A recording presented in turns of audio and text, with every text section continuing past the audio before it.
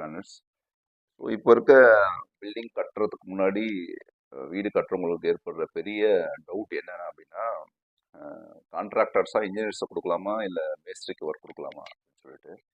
ஆக்சுவலாக என்ன கேட்டால் நீங்கள் இன்ஜினியர்ஸ் கிட்ட தான் கொடுக்கணும் அப்படின்னு, இன்ஜினியரோ இல்லை ஆர்கிடெக்டோட தான் கொடுக்கணும்னு நான் சொல்லுவேன்.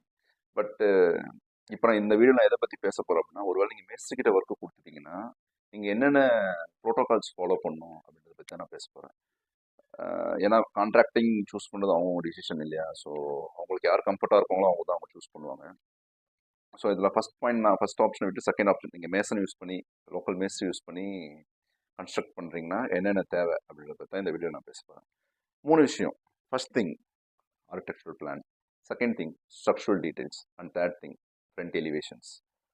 So either by engineer or architect நீங்கள் ஒரு பிளான் போட்டுருங்க. அந்த பிளானில் உங்களோட ரூம்ஸ் எங்கெங்கே இருக்கும், என்னென்ன வால் 9 inches வால், என்னென்ன வால் 4.5 inches வால், உங்கள் பாத்ரூம் பொசிஷன்ஸ் என்ன, தென் யூஸ்வலி வாட் பிளானில் என்னென்ன இருக்குமோ அது எல்லாமே கேட்டு வாங்கிங்க.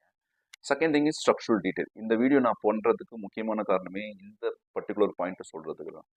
ஈவன் தோ மேஸ்திரி வச்சு ஒர்க் பண்ணாலும் பிளான் அவரே போட்டுறது கையில் கொடுத்துருவார். இது நான் முன்னாடி சொன்ன விஷயம்லாம் ஒரு பிளான் கையில் போட்டு வந்து கொடுத்துருவாருன்னு வச்சுங்க.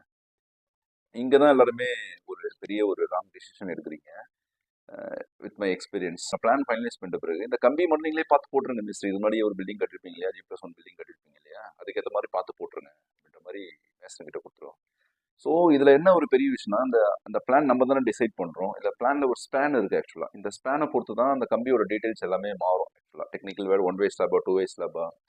ஸோ நம்ம 9 inches by 9 inches வால் போடணுமா, இல்லை 1 feet by 9 inches வால் போடணுமா, வாலோட காலமோட சைஸே ஒன்று இருக்குது ஆக்சுவலாக. இதெல்லாம் நம்ம எதை வச்சு டிசைட் பண்ணோம்னா ஸ்பேனை வச்சு தான் டிசைட் பண்ணுறோம்.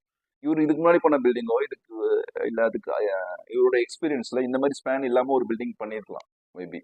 அவர் என்ன பண்ணுவோம், அதே அனுபவத்தில் ரீஎன்ஃபோர்ஸ்மெண்ட் கொஞ்சம் இன்க்ரீஸ் பண்ணி கொடுத்துடலாம் ஆக்சுவலாக. அதாவது ஸ்டீல் இருக்கு இல்லையா, அந்த இடத்துல ஒரு 16 mm ராடு தான் யூஸ் பண்ணுன்ற ஒரு இடத்துல இருக்கலாம்.